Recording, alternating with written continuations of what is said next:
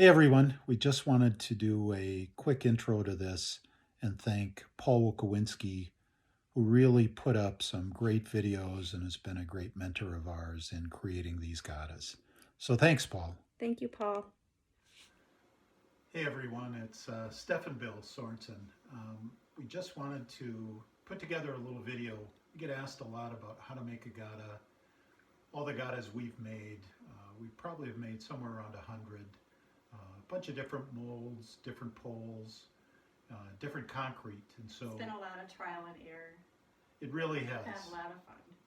The stuff we're producing today is phenomenal compared to when we started. So we really wanted to produce this so that you could see some tips and kind of our process. Save a little time for you. Yeah, we really like this and really enjoying the creation of these really exercise tools for everybody.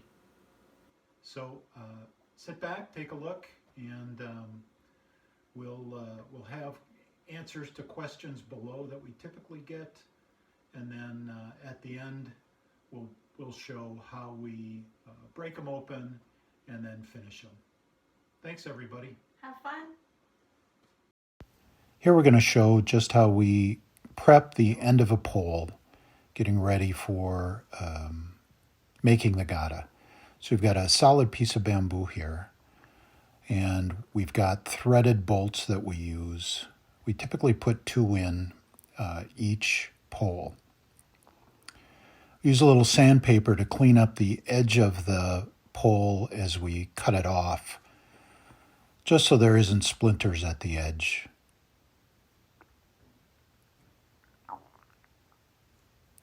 There's a piece of solid bamboo. We really love using this as part of the product. We're using 5/16 inch bolts, so we drill cross holes in the end of the Gada so that the steel goes across both ways, perpendicular to each other. We use a screw gun, or a drill really, to chuck these and then screw them in to just help make it go faster. These are great bolts that we found. Yeah, these just came from Amazon in the US. The idea is to connect the pole to the steel and then both get connected to the concrete. And that really creates a mechanical connection between the pole and the concrete. We've had tremendous success with this method. And fairly easy to do.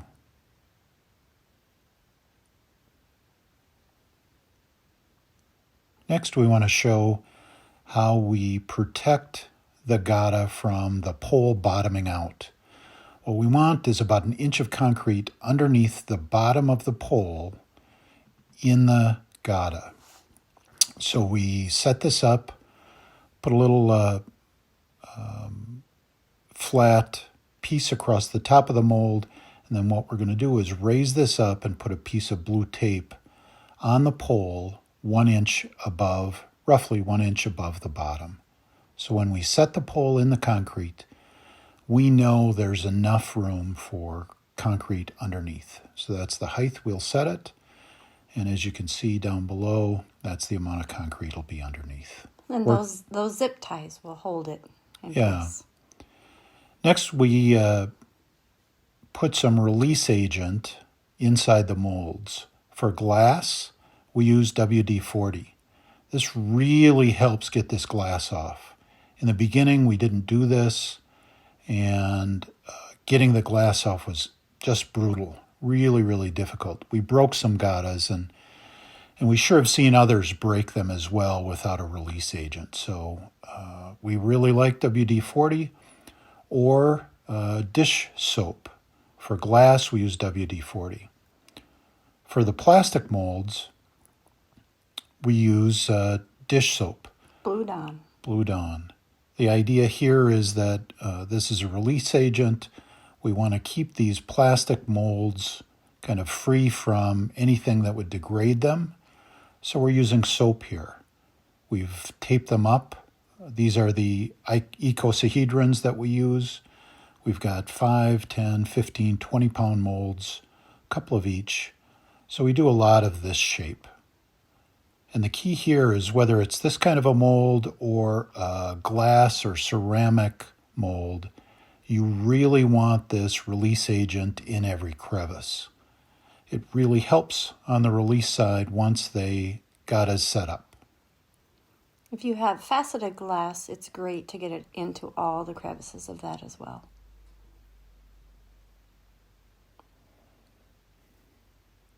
In this pour, we're doing 2 icosahedrons. These are 15-pound each, and we're using garden poles for these.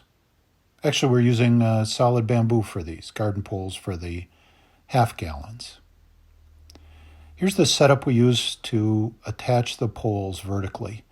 We've got an old workbench. We've driven screws in the top, and then we use a zip tie to hold that pole at the exact height that we want it once we put the bottoms in. Getting ready to pour here, these are the tools we use. We've got a kind of a garden hoe, masks, gloves. We use RapidSet concrete for the mix, and we use set control to delay that set a little bit, and then flow control to make it smoother. Both those products dramatically help. We use some spoons to help smooth things out, a trowel as well. For the concrete we use exactly 4 quarts of water. We've tested a variety of different concretes, so read your concrete if you're using something different. For this concrete, we use really cold water. The set control goes in the water before it gets mixed, so this shows just opening it up and mixing it in.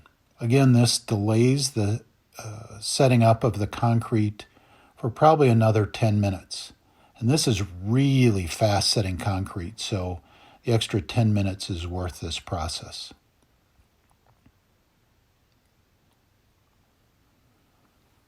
Next, let's bring that concrete in.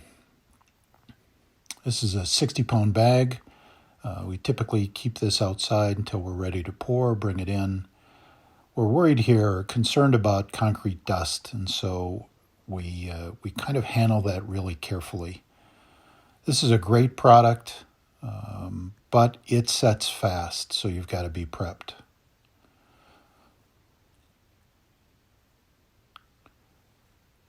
We've got the concrete, we've got the water with set control in it, we've got our tools, we've got our molds with release agent ready to go, and we've got our poles all set up. So at this moment, we're ready to pour.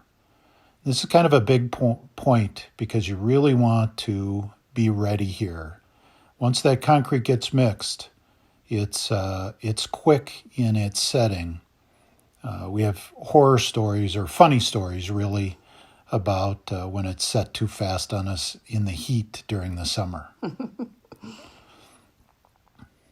We want to mask up here. We don't want to breathe this concrete or any concrete product. We've got safety glasses on and then gloves.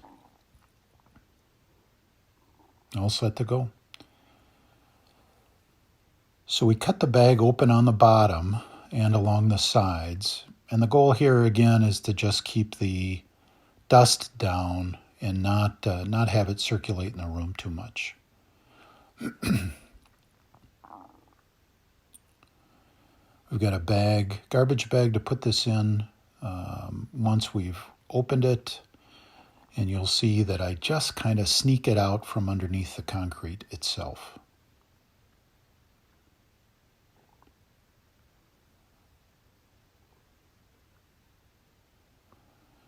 It is funny how fast this concrete can set, especially in the heat. So if you're pouring in the summer, you want the concrete mix cool, you want the water cool, and you want the air temperature cool.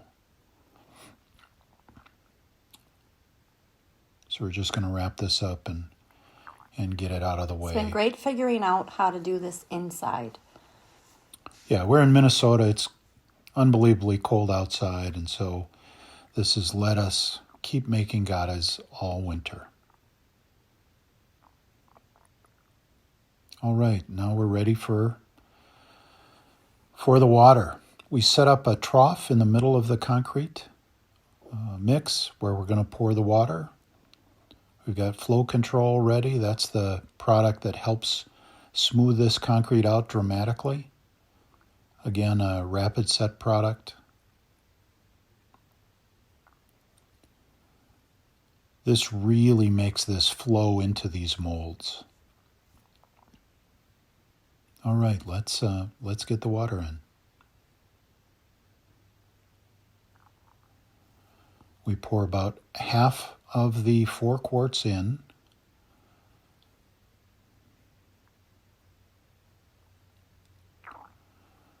Then we slowly pull that mix into the water. We like to put half the water in and then add the flow control, and that really just gets sprinkled into the concrete. As strange as it may be, it works unbelievably well as we mix this going forward.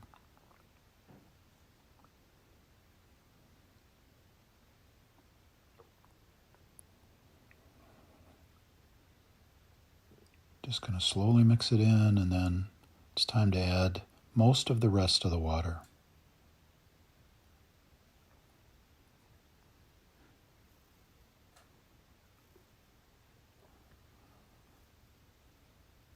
And the goal here is to get a pancake batter mix.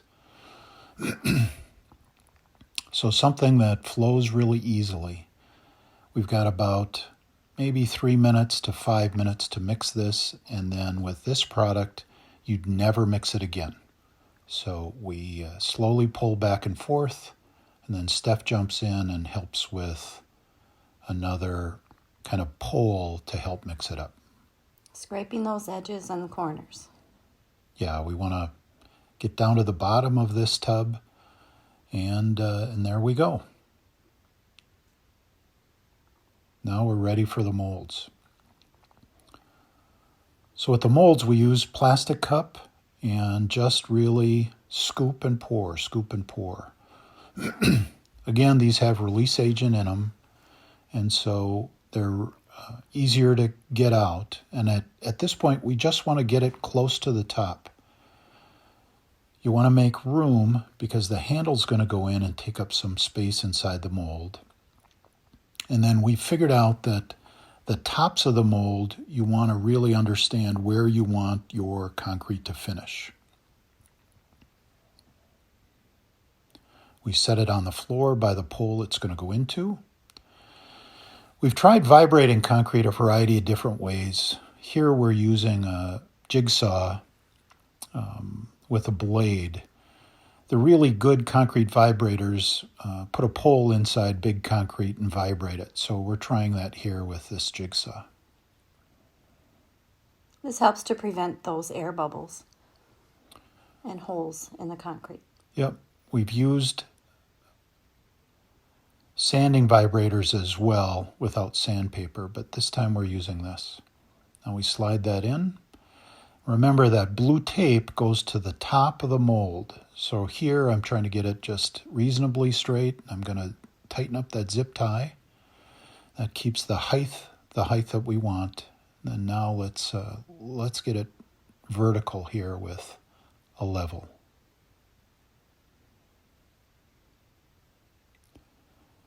The goal is to do these fairly quickly. Again, that concrete is going to set quick.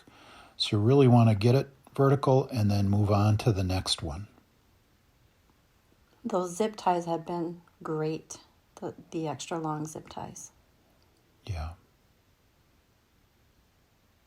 There we go. Last little touch, and this one's done.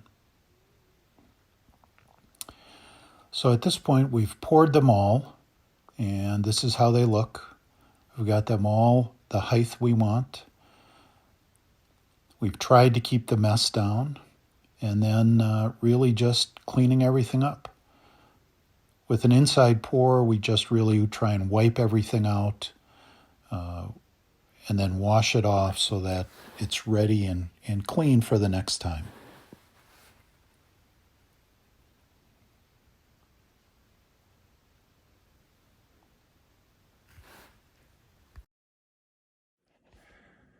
So that was a pretty successful pour. We got a bunch of new Gadas, 2 new clubs, and now a little bit of patience while we wait for them to dry. The fun part. But kind of shows the main parts. You